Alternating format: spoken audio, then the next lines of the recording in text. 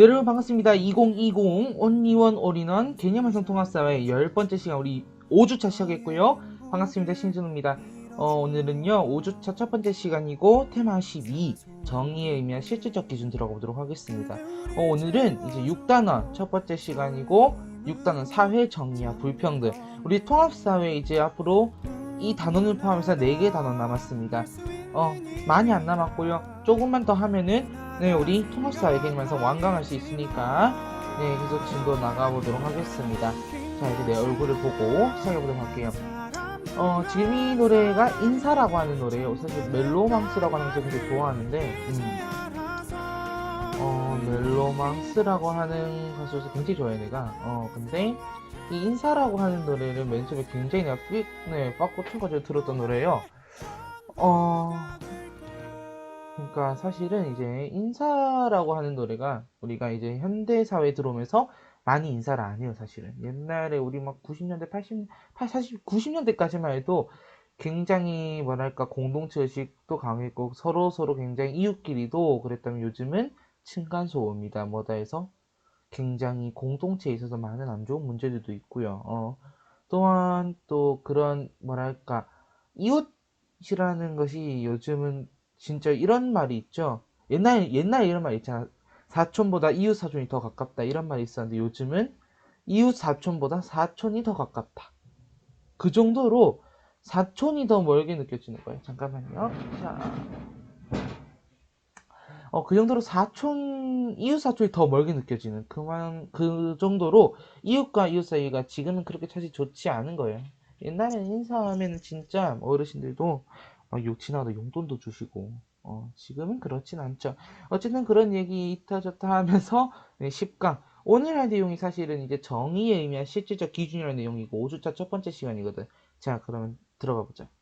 자, 오늘 6단원이 그렇지 사회 정의와 불평등이라고 했어요. 그러면 첫 번째로 배울 게 뭐겠어? 정의겠지. 이 정의에 대해서 정의란 무엇인가부터 시작을 할 거야. 정의란 무엇인가부터 시작을 해서 물론 우리가 대표적인 학자들도 많이 만날 겁니다. 뭐 맥킨타이어, 샌들, 마이클 샌들, 왈처, 노직, 롤스, 아리스토텔레스 여러 학자들을 만나겠지만 어쨌든 이 사회 정의라고 하는 것이 무엇인가라는 거에 초점 먼저 둘 거고 두 번째로는 불평등이에요. 사회 정의를 우리가 추구하고 구현해야 된다고 말하면서 정작 이 사회에서 불평등이 나타나는 이유는 무엇일까? 그러면 그 불평등에 대해서 보자는 거지. 그거랑 관련돼서 조금 더 깊게 들어가기 위해 우리는 이제 사회 문화에 나오는 로렌츠 곡선이나 계층 간 이동 도표도 잠깐 볼 거야. 이번 주에. 자, 그러면 이제 넘어가서 우리 오늘 테마 12, 다음 시간에 13, 그 다음 시간에 14 들어가보도록 할게요. 자, 첫 번째 테마 12입니다. 정의의 의미와 실질적 기준. 정의란 무엇인지 한번 볼까? 여러분 책 읽어봤어요? 정의란 무엇인가? 정의란 무엇인가? 마이클 샌델 교수죠. 하버드에서 이 관련 수업으로 굉장히, 물론 요거 관련도 있지만 도덕적인 딜레마 관련해서 굉장히 유명한 강연을 했던 사람이죠. 나는 사실은 이 사람의 정의란 무엇인가도 읽어봤지만 도덕의 의미라는 책이 있었어요. 정확히 제목이 도덕의 의미인지 헷갈리는데 도덕의 의미와 관련된 그런 책이었는데 읽으면서 사실 이렇게 생각해요. 진짜 도덕이란 무엇인가? 도덕이란 무엇인가? 그리고 그 도덕을 통해서 우리가 얻고자 하는 게 무엇이며 그 도덕이란 걸로 통해 사회를 규제하고자 하고 어쨌든 그런 거야. 그래서 우린 그 책을 읽고 난 그런 생각을 했는데 어쨌든 우리 정의가 무엇인지 봅시다 지금부터. 많이 안 어려워요 이 파트는. 그냥 쉽게 할게요. 정의 간단해. justice. 사회를 구성하기 위해서는 공정하고 올바른 도리, justice 정의죠. 개인이나 사회가 추구해야 될 기본적이고 핵심적인 덕목이야. 이 정의라고 하는 게 깨지게 된다면 사람들은 어떻게 될까? 우리 4단원에서 배운 게 있었는데 홉스가 말한 자연상태, 만인에 대한 투쟁상태. 이러한 정의가 없다면, 사회적 규제가 없다면은 사람들은 이 법이라고 하는 규제가 없어졌잖아. 그런 울타리가 없었으면 사람들은 어떻게 행동할까? 쌤이 이제 영화 홍보는 아니고, 이런 부산행 알지? 부산행에 이제 어떻게 보면 후속작 아닌 후속작일 수 있는데, 반도라고 하는 영화 이번 여름에 개봉이 되는데, 그 반도 1차 예고편 해봤어요, 내가. 그 좀비라고 하는 그 국가 재난, 국난 속에서 한 집단은 법이라는 통제가 없어. 그러니까 정의가 실현되지 않고 있는 거고, 사람을 단지 자신들의 그 유흥을 위한 수단으로 사용해. 하지만 그나마 자신들만의 윤리적 기준을 바탕으로 해서 체계화해서 법은 아니지만 그런 규칙이라는 체계가 있는 한 그 B 집단은 그래도 윤리적이야. 그러니까 법적 규제가 있느냐 없느냐에 따라서 이 정의라는 게 실현이 되고 안 되고가 될 수 있다는 거야. 자, 세 번째 볼래요. 사회 구성원이 공정하게 사회 구성원이 자신의 몫을 분배받는 것. 또 얘기를 하자면 이거는 이제 불평등 관련 뒤에 나오기도 하니까 얘기를 할게. 영화 중에 카트라고 하는 영화 혹시 봤는지 모르겠는데 카트는 이제 마트에 일하는 계약직, 그러니까 캐셔분들이라든지 청소하시는 분들, 마트에서 일하시는 분들이 대부분 계약직이고 그 계약직과 관련해서 노조를 설립했는데 그 노조와 마트 간에 대립하는 그런 과정. 결국 이것도 뭐야? 이 사회 구성원들이 공정하게 자신의 몫을 분배받지 못했기 때문이야. 안 그래요? 그럼 이거는 다 뭐야? 정의에는 어긋나는 거야. 내가 지금 방금 다 얘기한 것도. 그 사람은 오직 자신의 유흥으로 인한 수단으로 사용한 것도 정의 어긋난 거고, 마트 직원들에 대해 갑자기 잘라버리고, 너 이것도 한번 생각해 볼 수 있겠다. 우리 4단원에서 배운 사회적 소수자, 그 다음에 청소년 노동권 배웠지. 청소년 노동권. 우리가 뭐 어디서 알바를 했는데 그 돈을 받지 못했다. 그러면 나는 사회 구성원으로서 내 몫만큼, 그러니까 내가 일한 만큼 받아야 되는데 못 받은 거잖아. 그래서 사회적 이익이나 부담이 있어 각자가 받아야 할 적합한 몫을 주는 것, 동일한 것은 동일하게 다른 것은 다르게 대우하는 것. 자, 그럼 이 정의가 왜 요청될까? 첫 번째, 사회 구성원의 기본권 보장. 우리 이거 1단원 할 때 기억나요? 경제적 안정. 경제적 안정. 우리 행복을 실현하기 위해서는 경제적 안정이 필요하다. 경제적 안정이 필요되려면 그러니까 행복하기 위해서는 기초적인 경제가 보장돼야 된다는 거야. 여기 행복 추구권 적혀 있지. 그럼 들어봐. 자, 내가 지금부터 한 사람의 사례를 들 거야. 이 사람은 이 사람은 이런 거야. 그러니까 이 사람은 알바를 하면서 알바를 전전하면서 돈을 버는 사람이야. 근데 A 직장도 뛰고 B 직장도 뛰고 C 직장도 뛰고 있어. 알바니까. 근데 어느 날 A 직장의 사장이 이 사람한테 임금을 주지 않았어.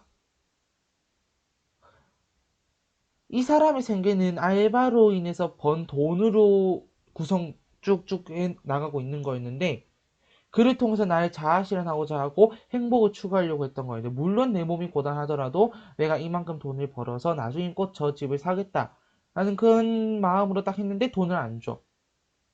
행복추구권을 보장받지 못하게 되는 거잖아. 사회 구성원의 기본권을 보장하기 위해서고. 두 번째, 사회 구성원의 상호 신뢰와 협력에 기반 조건. 이거는 그냥 읽어보면 될 것 같은데 어쨌든 사회 통합을 하기 위해서는 어쨌든 정의는 반드시 필요한 거야. 아래쪽 세 번째, 개인성과 공동선을 조화롭게 유지시켜 사회 활동을 최소화하고자 해.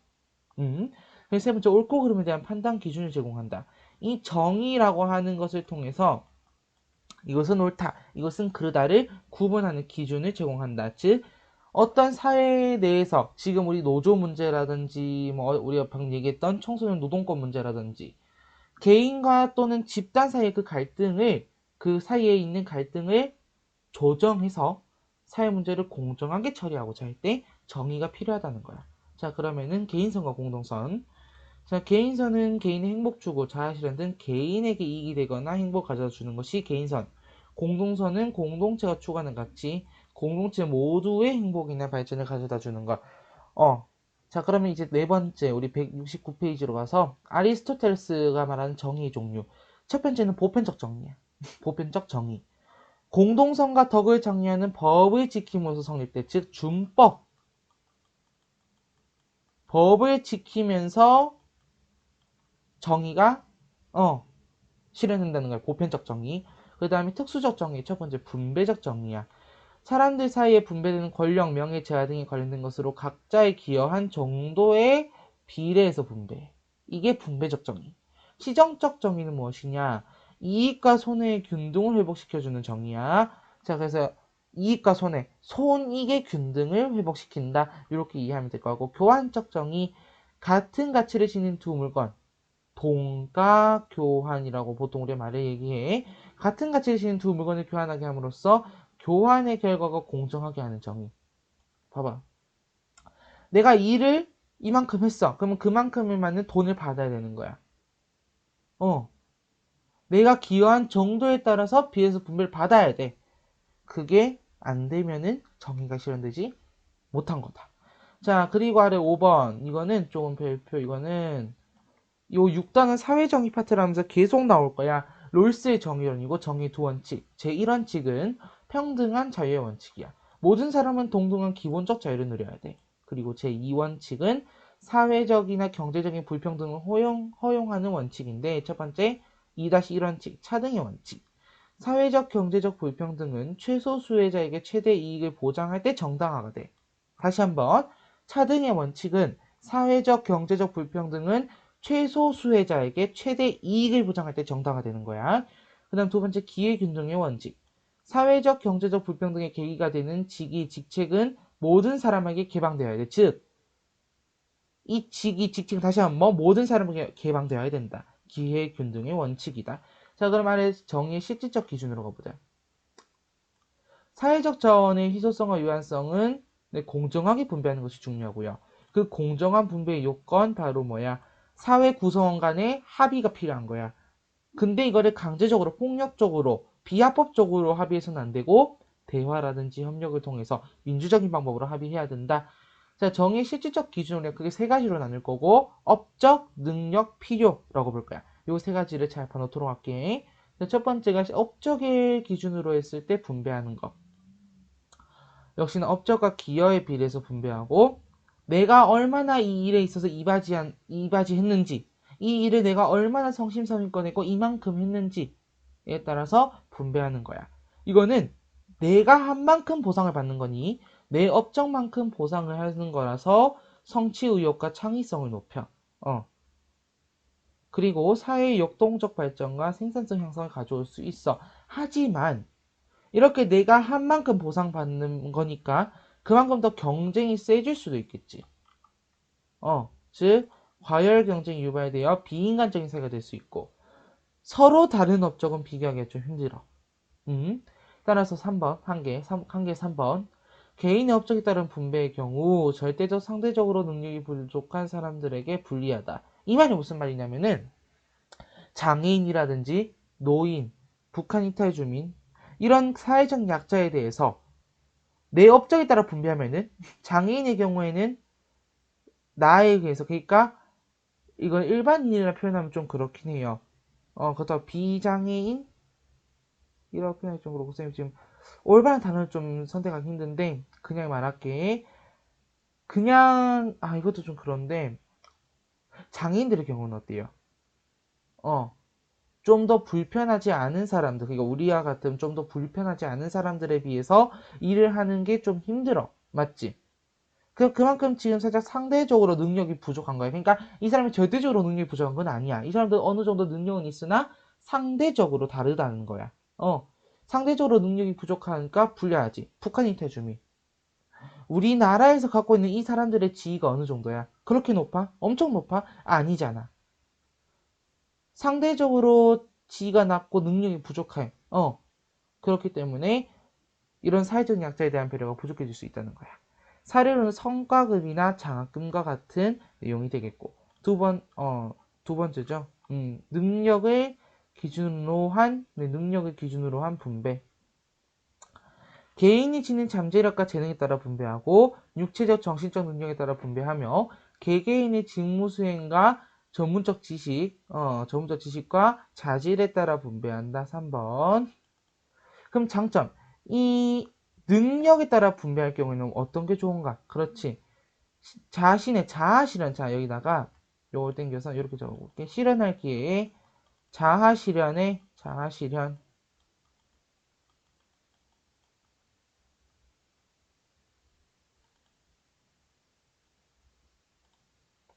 자아실현의 기회를 주고 성취 동기를 높일 수 있어. 그리고 능력 있는 사람은 마음껏 나의 재능을 발휘할 수 있고 높은 업적을 쌓을 수도 있어. 하지만 능력을 평가하는 정확한 기준을 마련하기가 힘들어. 사람의 능력은 천차만별인데 이걸 어떻게 하나의 기준, 획일화된 기준으로 할 수는 없는 거고. 두 번째, 선천적인 자질, 부모의 사회, 경제적 지위 등 우연적 요소의 영향을 많이 받아. 이런 거 있지. 자, 당장 내가 얘기를 해보면은 이런 게 있어. 그냥 쌤이 친구가 겪었던 일인데 쌤이 이제 중학교 다닐 때 항상 시험을 치면 그러니까 영어 선생님의 그러니까 현직 고등학교에 계시는 영어 선생님의 아들이 학교에 다녔어. 우리 학교에 같이 다녔는데 영어 시험을 얘가 잘 본 거는 자기 아버지가 영어 선생이니까 너도 잘한 거다. 이런 식으로. 그런 우연적인 요소의 영향을 많이 받았다라는 거야. 그러니까 그러니까 진짜 내 실력인데 이런 식으로 오해받을 수도 있는 거고 또는 그게 진짜일 수도 있는 거고 어쨌든 선천적인 자질인 거지. 어떤 사람은 태어날 때부터 말을 잘했을 수도 있고 태어날 때부터 인큐베이터 안에서 또는 나 밥 주세요 이렇게 말할 수도 없겠지 사실은. 하지만 그런 선천적인 자질을 가졌거나 부모의 사회경제적 지위 강남 8학군에 내가 다닌다. 대치동에 다닌다. 그런 거.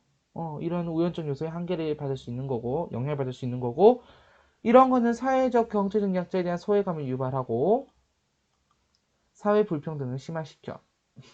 흔히 말하는 갑질, 돈으로 갑질하고, 자신의 지위로 갑질하고, 그런 거. 사례. 그래서 대학 입시에서 잠재 가능성과 재능을 보고 학생을 선발하는 사례. 사실 좀 얘기하면 학생부 종합전형도 원래는 이런 취지였죠, 사실은. 근데 여러 악용 사례가 등장하고 얼마 전에 또 그런 안 좋은 사건이 터지면서 사실 학종이 무의미해지죠. 이제는 완전 정시로 돌아갈 것 같은. 어쨌든 또 기업에서 능력을 중심으로 사원을 선발하는 또 이런 것도 있어. 아예 사회적인 측면을 보지 않고 채용한다. 블라인드 채용. 이런 것도 있고. 자, 그 다음에 세 번째, 필요를 기준으로 분배하는 거. 첫 번째, 사람들의 필요를 기준으로 분배하고, 기본적인 욕구를 충족할 수 있을 때 있도록 분배한다. 첫 번째, 사회 구성원은 인간 단삼을 영위할 수 있다. 기본적 필요를 충족하기 힘든 사회적 약자를 보호할 수 있다. 사회 안전망을 마련하고 사회적 불평등을 완화시킬 수 있다. 총 세 가지 장점이 있으나, 결국 재화라고 하는 것은 누구에게나 다 있는 게 아니야. 한정적이야. 우리 재화의 희소성 이런 거 배우잖아. 재화는 한정되어 있고 모든 사람의 필요를 충족시키기는 힘들어. 그리고 개인의 기여도와 상관없이 분배가 이루어지기 때문에 노동의욕과 창의성을 저해. 대표적으로 이거와 좀 비슷한 얘기는 사회주의 경제체제가 북한을 봐봐. 북한이라든지 뭐 중국 같은 경우도 사실은 경제 개혁을 하기 위해서는 여러 개 했어요. 그러면서 이제 인민공사라는 거, 얘네 사회주의 국가니까 인민공사라든지 이런 걸 설치해서, 또 북한 같은 경우는 협동농장 뭐 이런 걸 설치해가지고 하려고 했으나, 이런 거야. 내가 이만큼 안 해도 남들과 똑같이 받아. 그냥 이런 거야. 자, 봐봐. 자, 내가 일한 것만큼 보여줄게. 나는 이만큼 일을 했어. A는 이만큼, 근데 나는 요만큼 일을 했어. 그런데 받는 돈은 둘 다 5,000원이라고 해보자. 그렇다면은 A가 봤을 때는 당연히 화가 나, 안 나? 화가 나겠지. 나는 B보다 많이 일을 했는데 5,000원밖에 못 받아. 음, 이런 일이 발생할 수 있다는 거예요. 즉, 경제적 비효율성이 증가한다. 자, 그 다음에 사례. 그래서 형편이 어려운 사람에게 장학금을 지급하거나 기초생활수급비, 기초연금을 국가에서 지급하는 것. 필요를 기준으로 분배한다는 거지. 오케이. 자, 그럼 지금부터 읽기 자료를 들어가 보도록 하겠습니다. 첫 번째, 아리스토텔레스의 정의. 자, 아리스토텔레스의 정의 다시 한번 정의해볼까? 첫 번째, 보편적 정의. 무슨? 준법. 그 다음에 특수적 정의 세 가지. 첫 번째, 분배적 정의. 자신이 기여한 만큼 분배. 두 번째, 시정적 정의. 세 번째, 교환적 정의. 기억나죠? 다시 첫 번째 분배적 정의가 뭐였어요? 그렇지. 잠깐만. 분배적 정의가 뭐야? 기여도에 비례해서 분배하는 거라고 했고, 시정적 정의는 손해와 이익의 균등, 손익 균등을 회복시키는 정의. 그 다음에 교환적 정의는 뭐였죠? 그렇지. 동가 교환 얘기했었죠, 내가. 같은 가치의 교환, 같은 가치의 교환을 통해서 그 공정한 결과, 즉 이런 거를 아리스토텔레스는 정의라고 얘기했다. 자, 그리고 요거 아래줄에 요거 동그라미 쳐볼래? 니코마코스 율리아. 요게 아리스토텔레스 대표적인 저서입니다. 자, 읽어볼게요. 정의란 사람들에게 옳은 일을 올바른 태도로 행하도록 하고 또 옳은 것을 원하게 하는 품성이다. 법을 준수하는 사람, 무슨적 정의, 보편적 정의. 법을 준수하는 사람과 공정한 사람은 정의로운 사람이다. 정의는 합법적이고 공정한 것이며 불의는 불법적이고 공정하지 못한 것이다. 공동체의 행복을 목표로 한다는 점, 이것 중 밑줄. 공동체의 행복에 네모하고 땡겨서 공동선, 즉 공동선을 목표로 한다는 점에서 정의는 사회 공동체에서의 완전한 덕이며 모든 덕 가운데 가장 큰 덕이다. 이 사람 왜 이렇게 덕을 얘기합니까? 일단 아리스토텔레스 자체가 덕윤리에서 나와요. 아리스토텔레스는 지성적 덕과 품성적 덕에 대해서 얘기하고 그 덕을 탁월함, 아레테라고 얘기해. 근데 우린 그걸 지금 할 필요는 없고 그냥 그렇다기 때문에 아리스토텔레스의 사상에서는 유독 덕이 많이 나올 거야. 그 다음에 요거 좀 얘기하면 이거는 이제 윤사 가서 배울 건데 자 우리가 이제 다음 시간에 배울 공동체주의와 관련이 있어. 공동체주의의 또 대표적인 학자로 누가 들어가냐면은 이 아리스토텔레스가 들어가는데 지금 글씨가 너무 크죠? 자, 아리스토텔레스가 들어가는데 이 아리스토텔레스가 왜 공동체주의자냐면은 자, 당시 배경 이 아리스토텔레스가 살았던 고대 그리스 몇 세기냐면 기원전 5세기야. 당시 이 사람들 특히 아리스토텔레스는 국가가 어떻게 발생하느냐라고 생각했냐면은 자연적으로 발생했다. 자연 발생론. 국가는 자연 발생했다. 이렇게 생각한 거야. 왜냐면 그 당시 고대 그리스는 발칸반도를 중심으로 하긴 했으나 산맥이라든지 산지가 굉장히 많았기 때문에 이 얘기 내가 전에 1단원에는 문자표 때 한번 했어. 굉장히 많았기 때문에 이동을 못해. 그래서 그 우리가 폴리스라고 하잖아. 그 소도시, 도시국가 폴리스라고 하지.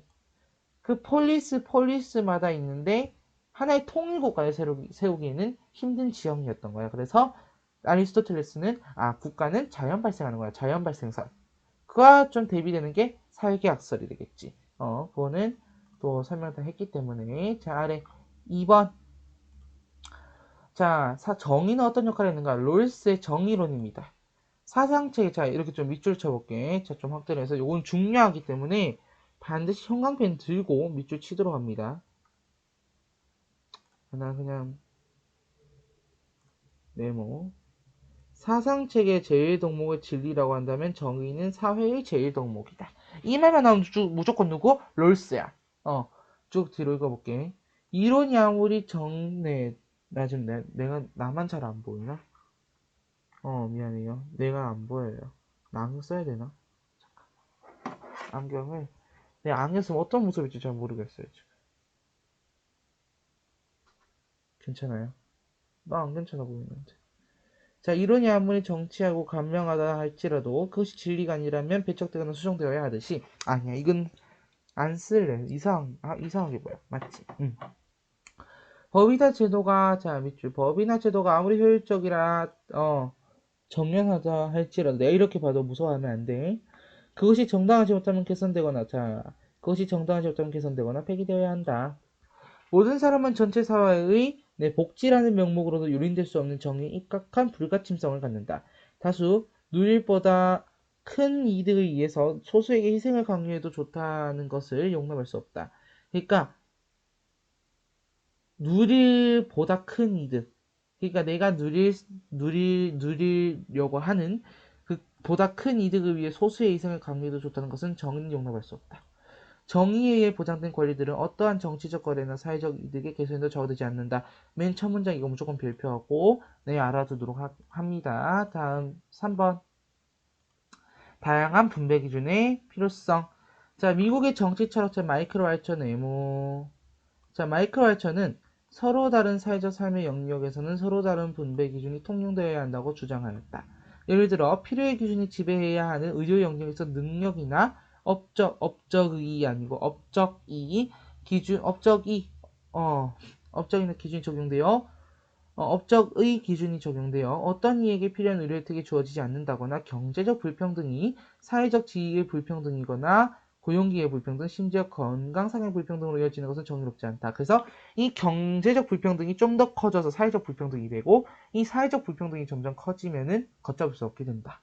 어쨌든 다시 한번 마이클 왈처는 왈처 계속 나올 거예요. 특히 여러분들 저번 교육 과정까지만 해도 사실 윤사에도 왈처가 있었는데 올해부터는 롤스 노직 왈처가 다 생년으로 넘어갔거든. 자, 내년이나 내후년에 생활과 윤리를 배울 때, 자, 잘 들어. 서로 다른 사회적 삶의 영역에서는 서로 다른 분배 기준이 통용되어야 한다. 즉, 의료 영역이면 의료 영역대로, 그러니까 경제적인 영역이면 경제적인 영역대로, 사회적인 영역이면 사회적 영역대로 좀 서로 다른 분배 기준이 필요하다는 거야. 그 다음에 아래에, 자, 여러 사상가들의 정의에 대한 입장. 공자, 삶의 목표를 천하에 바른 정도로 이루는 것으로 본다. 공자고, 자, 그 다음 플라톤. 정의란 나라에 있어서 저마다 자신에게 맞는 자신의 일을 하는 것이다. 즉 생산하는 부류, 수호하는 부류, 그리고 통치하는 부류가 각자 자신의 일을 할 때 정의가 실현된다. 라고 했어. 자, 또 설명할게. 자, 철학부터 좀 설명해보자. 고대 서양에서는 크게 소피스트랑 이거는 좀 그냥 적도록 할게요. 내가 소피스트랑 그 다음에 소피스트 하기 전에 잠깐만 소피스트 하기 전에 자연 철학이라고 해서 아르케 얘기했던 자연 철학자들 우리가 흔히 이제 많이 얘기하는 사람들이 몇몇 있지. 그리고 나서 소피스트. 그러니까 이 자연 철학은 경험적인 경험의 계열 자연자 그리고 소피스트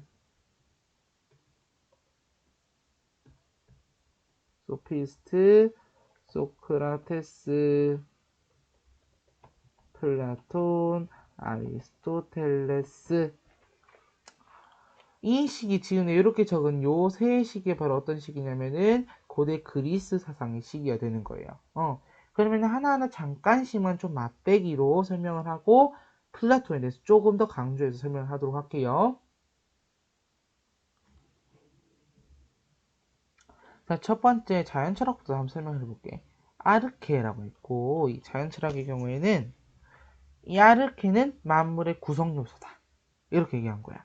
대표적으로 데모크리토스 좀 알아놓자. 데모크리토스.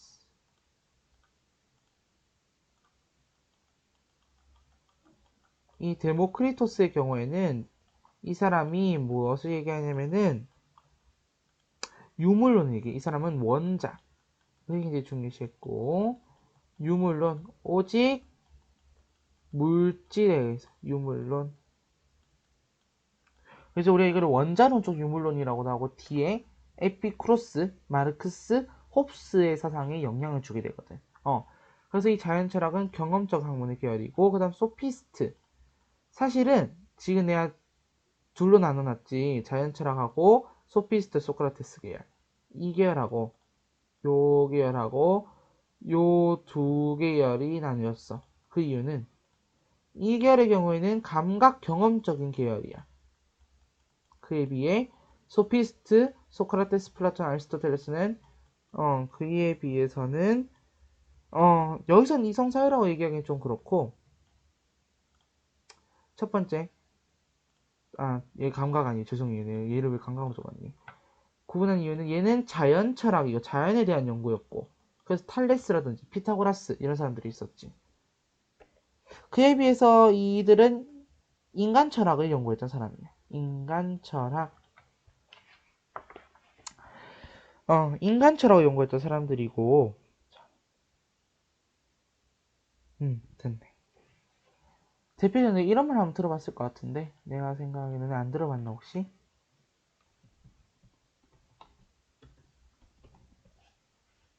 인간은 만물의 척도이다. 이걸 말한 사람이 누구냐면은 프로타고라스예요. 프로타고라스.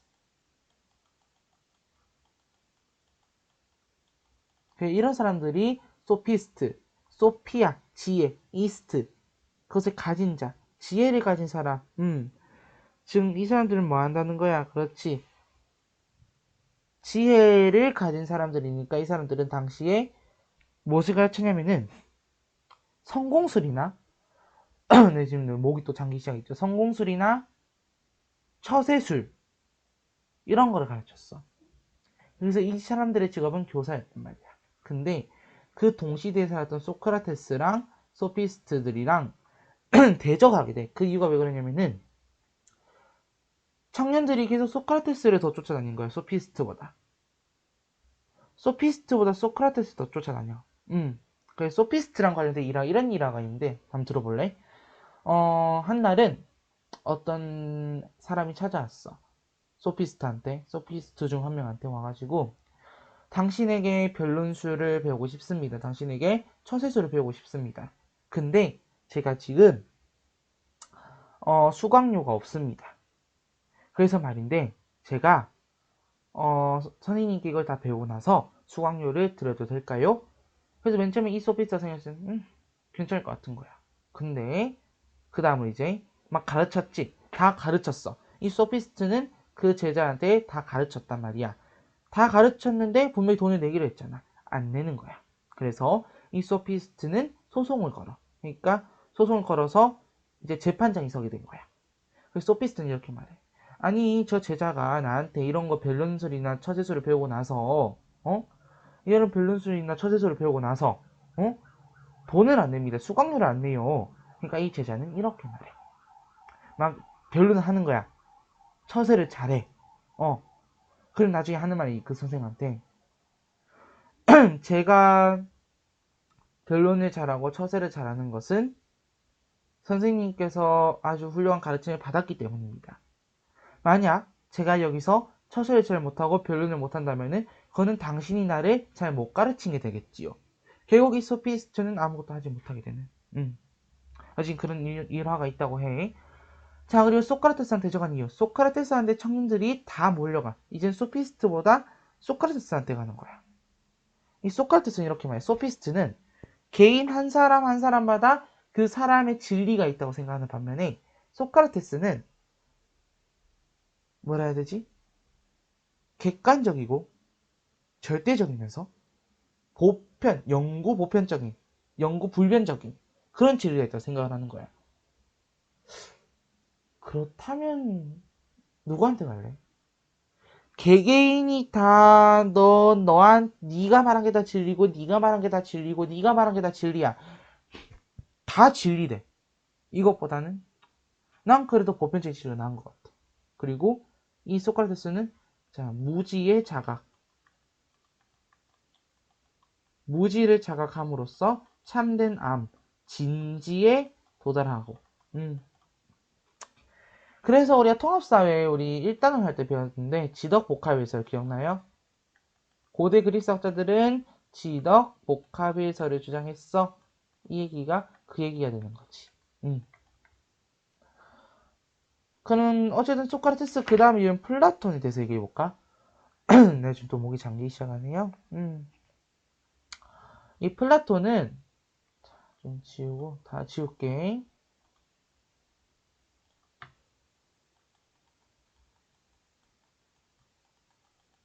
이 사람은 이데아라고 하는 걸 만들어.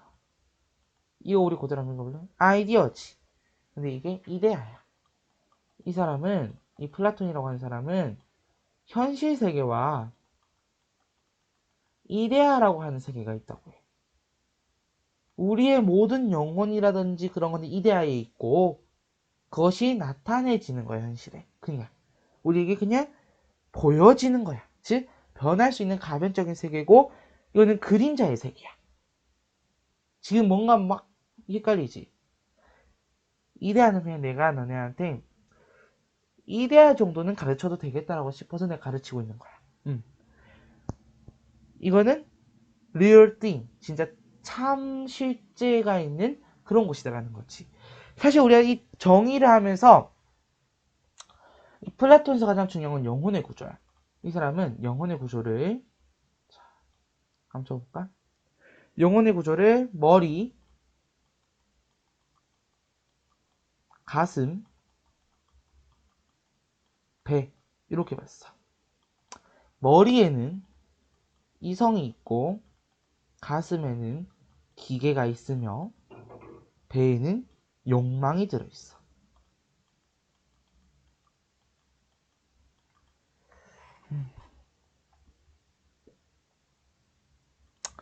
이성을 가진 자는 통치자고 가슴에 기계를 갖고 있는 그러니까 이성적인 사람은 통치자야. 가슴에 기계를 갖고 있으면 소리 좀 그렇나? 기계를 갖고 있는 사람은 수호자야. 수호자. 군인과 같은 거지. 그리고 배의 욕망을 갖고 있는 사람은 생산자야. 각각 금 운동으로 나뉘어. 얘는 금, 얘는 좀 색깔 좀 바꿔볼까? 색깔 없나? 음.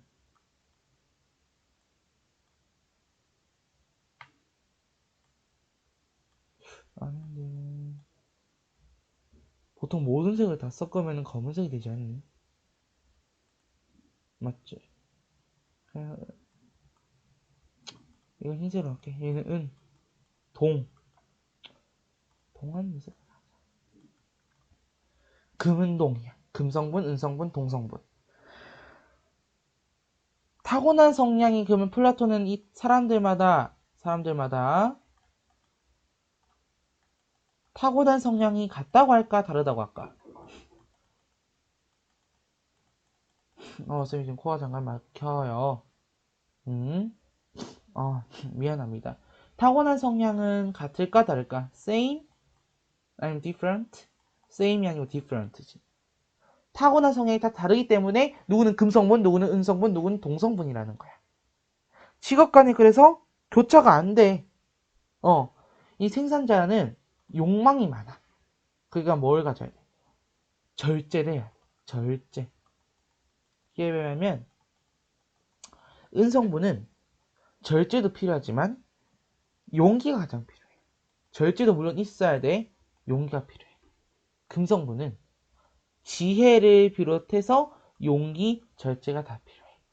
그럼 이런 지혜라든지 용기라든지 절제가 다 포함된 거 우리는 정의라고 해. justice.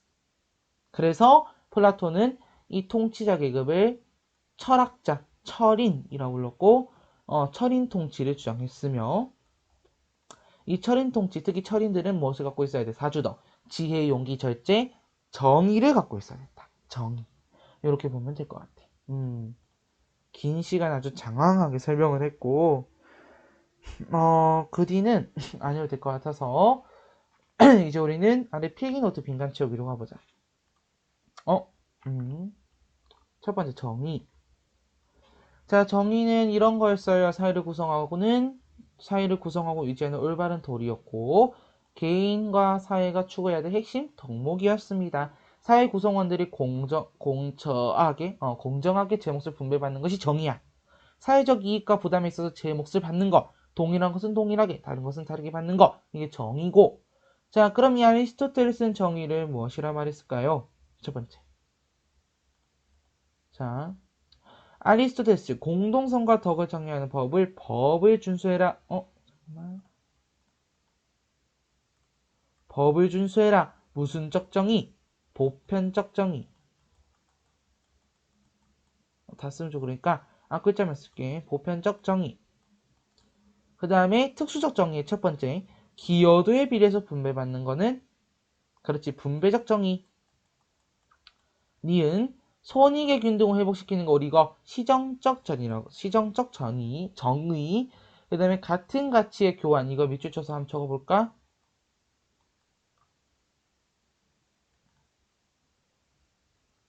이거는 동가 교환 같은 가치의 교환 다시 한번 같은 가치의 교환, 동가 교환의 결과가 공정해야 되는 거. 무슨적 정의? 교환적 정의. 그리고 자, 공자의 정의 볼까? 삶의 목표를 천하에 바른 정도를 세우는 것이라고 했고, 플라톤의 정의. 누구나 개인이 지녀야 할 덕목이다. 이거 아까 여러분들 제대로 안 봤을 거야. 다시 위로 한번 가보자. 플라톤이 뭐라고 했어? 그렇지. 국가나 개인이 지녀야 돼. 그래서 아까 얘기했던 게 무슨 통치론? 철인 통치론. 오케이. 그럼 여기는 국가 들어가겠네. 자, 정의가 요청되는 이유 첫 번째, 사회 구성원의 무엇을 보장하기 위해서? 기본권을 보장하기 위해서. 그래서 사회 구성원의 상호, 신뢰, 협력의 기반을 조성하는 첫 번째, 무엇에 따른 사회 운영? 합의한 절차에 따른 사회 운영을 통해 신뢰도가 증가하고 공동선을 구현하고 공동체를 발전시킴으로써 사회 통합에 기여하는 거야. 그 다음에 개인선과 공동선이 조화함으로써 갈등이 최소화된다. 자, 그 다음에 옳고 그름의 판단 기준을 제공한다. 사회 구성원이 공정한 가치, 갈등과 분쟁 조정을 통해 사회 문제를 처리. 정의 실질적 기준 첫 번째. 사회적 자원의 무슨성, 희소성, 유한성, 그리고 공정한 분배의 요건, 다양한 분배 상황. 첫 번째, 무슨적, 뭐를 기준으로 했을 때, 업적을 기준으로 했을 때, 대표적으로 성과급 지급이라든지 장학금이 있었다, 맞지? 업적의 기여에 비례해서 분배하고, 성취 동기를 부여하고, 사회발전, 생산성 증대, 이런 게 장점이 있으나, 업적에 비례하다 보면은 과열 경쟁이 유발되고, 이 업적과 이 업적을 비교하기가 어려워지고, 사회적 약자에 대한 배려가 적어진다고 했어. 두 번째, 능력을 기준으로 한 분배. 능력 중심의 선발, 우리가 무슨 채용? 블라인드 채용. 마치 이력서에 블라인드를 씌워놓은 것과 같다. 네. 자, 개인의 잠재력 및 능력, 그리고 전문적 지식과 자질에 따라 분배하는 거고, 첫 번째, 자아실현의 기회. 두 번째, 성취 동기를 증가시킨다. 자, 정확한 기준을 마련하는 데 있어서는 한계가 있고요. 우연적 요소와 영향이 커져. 뭐, 학연, 지연, 이런 것들. 그래서 이런 우연적인 요소의 영향이 커지고 사회적, 경제적 소외감을 유발할 수 있으며 불평등이 심화된다. 세 번째 마지막 무엇을 기준으로 했을 때? 필요를 기준으로 분배할 때. 여기도 안 나오지. 필요를 기준으로 분배할 때 기초생활수급과 같은 게 있는데 이미 기본적인 욕구 충족, 사람들의 필요에 따른 분배. 장점은 사회적 안전망을 마련할 수 있다는 점, 사회적 불평등을 완화할 수 있다는 점이 있지만 한계, 경제적인 비효율성이 증가하더라라는 거야. 자, 그럼 이제 OX 정리하는 문제풀이 총 8문제 있는데, 자, 8문제 있고, 아래 통문제 풀이가 있어. 자, OX는 지금부터 여기 8선지밖에 안 되니까 1분 줄게. 1분 넘었나? 2분 줄게요. 2분 줄 테니까 2분 풀고, 그 다음에 OX 또 해보고, 통문제 풀어보도록 할게.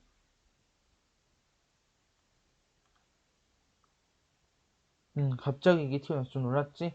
자, 지금부터 2분 돌릴 거고, 자, 시작해보도록 할게요.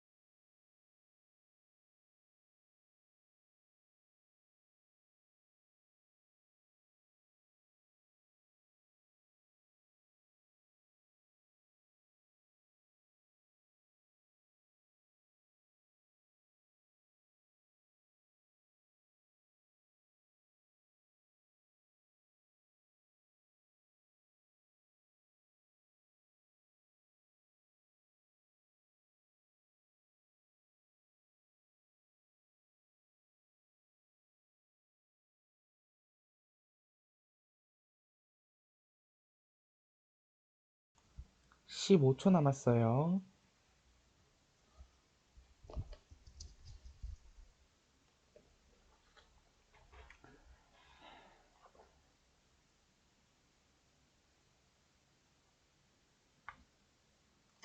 자, 보도록 합시다. 자, 1번.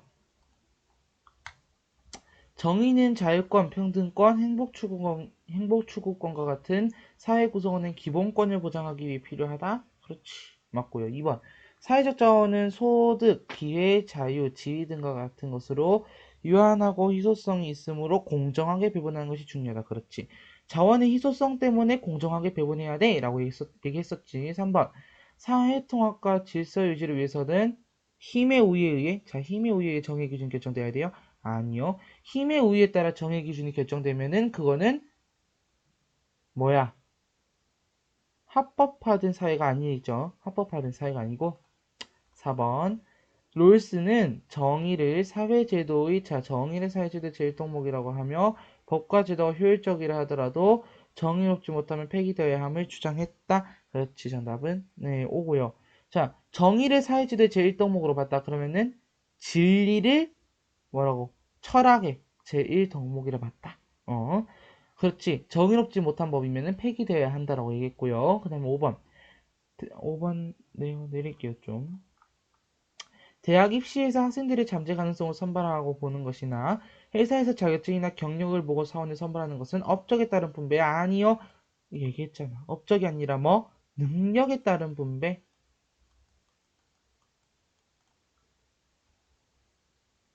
능력에 따른 분배다. 자, 6번. 능력에 따른 분배는 인간다운 삶을 보장하기 위해 기본적인 욕구를 충족할 수 있도록 분배하는 것은 필요에 따른 분배입니다. 필요. 7번 문제. 롤스는 사상체계의 제1덕목은 정의이고 사회체계의 제1덕목은 진리다. 이렇게 바꾸면 되겠지. 사상체계 제1덕목이 진리, 사회체계의 제1덕목은 정의입니다. X. 8번. 정의는 사회 구성원의 상호 신뢰와 협력을 촉진시켜 사회 구성원의 삶의 만족도를 향상시키고 공동체의 퇴보를 가져옵니까? 발전을 가져오죠. X 되겠습니다. 자, 그럼 내려가서 자, 1번 문제 40초 드릴 테니까 한번 풀어볼게요. 40초. 자, 시작하겠습니다.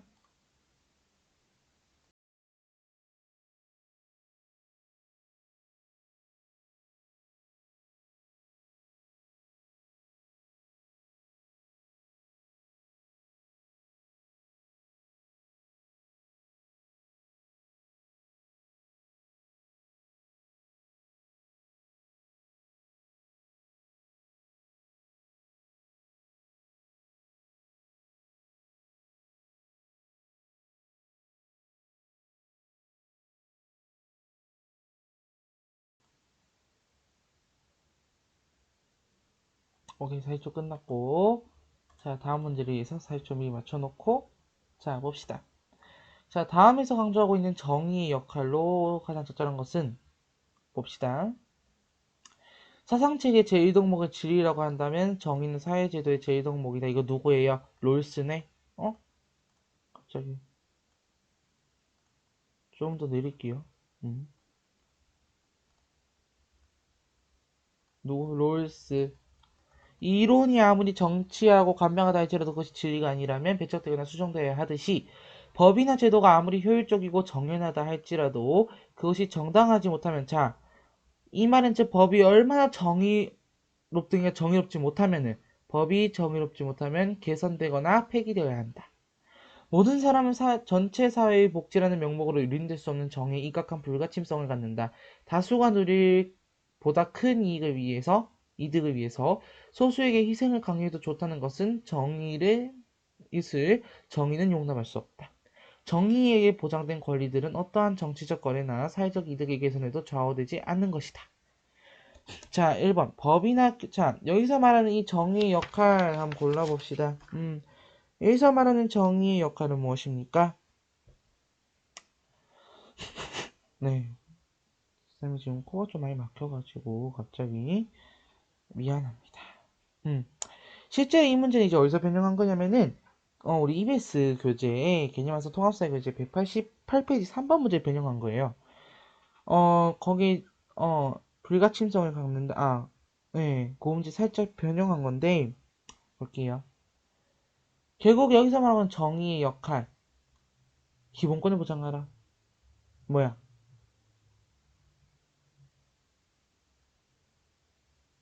여러분들 한번 잘 볼까요? 1번. 법이나 규칙 등을 보완하는 것이다. 자,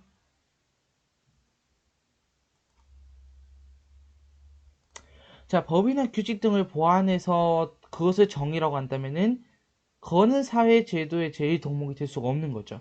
자, 2번. 사회의 효율성을 증진시킨다. 사회의 효율성을 증진시킨다고 해서 개인의 희생을 해도 된다라고 말하진 않죠. 응? 개인의 희생이 정의라는 거에 있어서 유린돼서는 안 된다. 자, 3번. 최대 다수의 최대 행복. 자, 기본적으로 말하면요. 이거는 무슨 사상이야? 공리주의잖아. 롤스는 공리주의자가 아니에요. 그렇기 때문에 3번도 틀렸고 4번. 사람들의 기본권을 보장하는 것. 정답 4번으로 가고요. 좀 내려서 볼까요? 정답 4번으로 가고 5번. 사회 구성원 간의 협력 정신을 증진시키는 것이다. 이것도 아니죠. 다시 정답 4번이고 2번 문제. 자, 2번 문제 40초 가보도록 하겠습니다.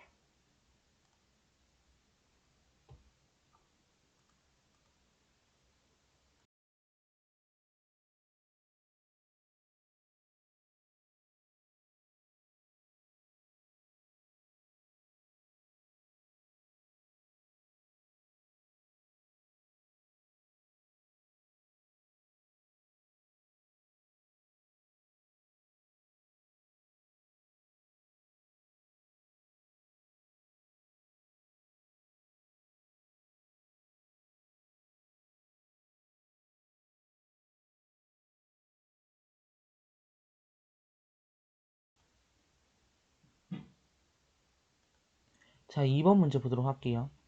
서양 사상과 갑을의 정의에 대한 관점으로 적절하지 않은 것은 갑. 정의란 나라에 있어서 저마다 자신에게 맞는 자신의 일을 하는 것이다. 자, 우리 아까 플라톤 기억납니까? 플라톤은 뭐야? 이 계급, 어떻게 보면 계급이라고 하죠. 세 계급론이니까. 이 계급 간의 직업을 바꿀 수 있다고 했어? 없다고 했잖아. 즉, 저마다 자신에게 맞는 자신의 일을 하는 것. 생산하는 부류, 생산자, 수호하는 부류, 수호자, 그리고 통치하는 부류, 통치자. 각자 자신의 일을 할 때 정의가 실현된다. 갑은 플라톤이고요. 을. 정의란 각자가 자기 것을 취하며 법이 정하는 바대로 하는 미덕이고, 반면에 부정이란 누군가 남의 재물을 취하고 법에 따라서 하지 않는 것, 준법이 아니다. 그러니까 준법, 그러니까 법을 준수하지 않는 것은 부정이다. 이건 누구예요? 보편적 정의 아리스토텔레스입니다. 맞지? 자, 그럼 갑. 정의는 올바른 고가를 갖춰야 할 필수적 덕목이다. 맞는 내용이고요. 2번. 정의는 특정한 사람에게만 유리하게 적용되어서는 안 됩니다. 맞고. 3번. 정의는 각자에게 차등이 없도록 평등한 몫을 분배하는 것이다. 4번. 정의는 합당한 자신의 몫보다 많거나 적게 가지지 않는 것이다. 3번, 5번, 세모 좀 하고요. 5번. 갑, 을, 둘 다. 사회가 정의로울 때 개인들이 행복한 삶을 살 수 있게 된다. 정답은 3번으로 가면 되겠습니다. 여기까지 하면은 테마 12,